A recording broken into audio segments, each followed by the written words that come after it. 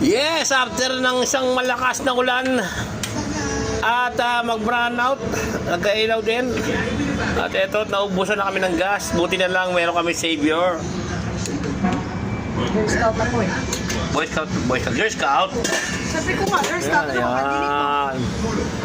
Sakto-sakto to sa maulan na panahon. Sabaw. Sobrang traffic na C5 dahil sa mga tumumbang puno. Ayan o.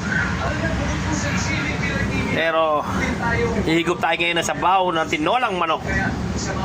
Yan. Simple lang po ang sahog niyan. Sayote lang.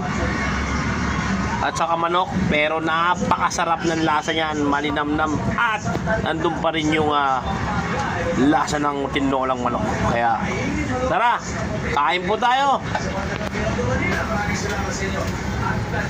Ayan o. Umukulo na po.